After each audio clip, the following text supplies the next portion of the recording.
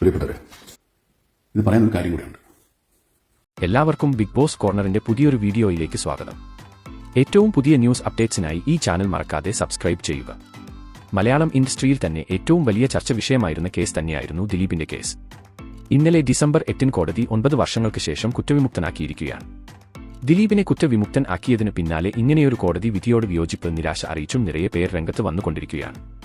അതുപോലെ തന്നെ ദിലീപിന് അനുകൂലമായി വിധിച്ചതിൽ സന്തോഷം അറിയിച്ചും ആഹ്ലാദം അറിയിച്ചും നിറയെ പേർ രംഗത്ത് വരുന്നുണ്ട്.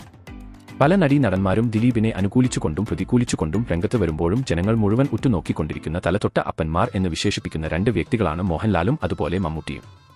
കാരണം മോഹൻലാലും മമ്മൂട്ടിയും ഇതിനെക്കുറിച്ച് എന്ത് അഭിപ്രായം ആണ് സ്വീകരിക്കുന്നത് എന്നതിനെപ്പറ്റി. മമ്മൂട്ടിയുടെ ഭാഗത്തുനിന്ന് ദിലീപിനെ അനുകൂലിച്ചാണോ പ്രതികൂലിച്ചാണോ തങ്ങളുടെ താരങ്ങൾ പറയുന്നത് എന്ന് ജനങ്ങൾ മുഴുവൻ ഉറ്റുനോക്കിക്കൊണ്ടിരിക്കുന്ന കാര്യമാണ്. കഴിഞ്ഞ 9 വർഷമായി ദിലീപിന്റെ ഈ കേസ് വളരെ വലിയൊരു വഴിത്തിരിവിലൂടെയാണ് പോയിക്കൊണ്ടിരുന്നത്. ദിലീപിന് അനുകൂലമായും പ്രതികൂലമായും നിരവധി വിധികൾ വന്നിട്ടുണ്ടായിരുന്നു. എങ്കിലും വർഷങ്ങൾക്ക് ഇപ്പോഴാണ് ദിലീപിനെ വെറുതെ വിട്ടു എന്ന് കോടതി വിധി എഴുതിയത്. ഈ ഒരു കോടതി വിധിയിൽ രോഷാകുലരായ പല താരങ്ങളും തങ്ങളുടെ പ്രതികരണം ഇൻസ്റ്റഗ്രാം സ്റ്റോറിയിലൂടെയും ഫേസ്ബുക്കിലൂടെയും എല്ലാം തന്നെ പുറത്തുവിട്ടിട്ടുണ്ട്. കൂടാതെ കോടതി മുറിയിൽ ദിലീപ് വന്നതിനു പിന്നാലെ ജഡ്ജ് അടക്കം എഴുന്നേറ്റ് നിൽക്കുകയായിരുന്നു എന്ന് പറഞ്ഞുകൊണ്ട് അതിജീവിതയെ സപ്പോർട്ട് ചെയ്ത് രംഗത്ത് വന്ന കോടതിയിൽ ഉണ്ടായിരുന്ന അഭിഭാഷകരും നിരത്തിൽ ഇറങ്ങിയിരിക്കുന്നു. അവൾക്കൊപ്പം എന്ന ഹാഷ്ടാഗ് ആണ് ഇപ്പോൾ ട്രെൻഡിംഗ് ആയിരിക്കുന്നത്. പൃഥ്വിരാജും മഞ്ജു വാര്യരും കുഞ്ചാക്കോ ബോബനും അടങ്ങിയ പ്രധാന തരനിരകൾ തന്നെയാണ് മുന്നിട്ട് നിൽക്കുന്നത്. പണത്തിനു മീതെ ഒന്നും പറക്കില്ല എന്ന് പറഞ്ഞുകൊണ്ട് ആണ് നിരവധി പ്രേക്ഷകർ കമന്റ് ചെയ്യുന്നത്. എന്നാൽ ഇങ്ങനെയൊരു കോടതി വിധിക്കെതിരെ ഹൈക്കോടതിയിലേക്ക് അപ്പീലിനു പോകാൻ ആണ് സംസ്ഥാന സർക്കാരിന്റെ ഇപ്പോഴത്തെ നീക്കം. സർക്കാരും അതിജീവിതയ്ക്ക് ഒപ്പം ആണ് നിലകൊള്ളുന്നത്.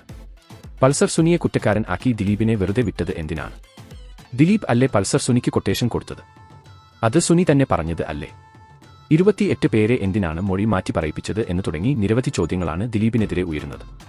എന്നാൽ കോടതിയിൽ നിന്ന് ഇറങ്ങി ദിലീപ് പറഞ്ഞത് തനിക്കെതിരെ നടത്തിയ ഗൂഢാലോചനയാണ് ഇതെന്നും ഇതിനു പിന്നിൽ മഞ്ജു വാര്യരാണ് എന്നുമെല്ലാമാണ്. ഇങ്ങനെയൊരു കോടതി വിധിക്ക് നിങ്ങളുടെ അഭിപ്രായം എന്താണ്?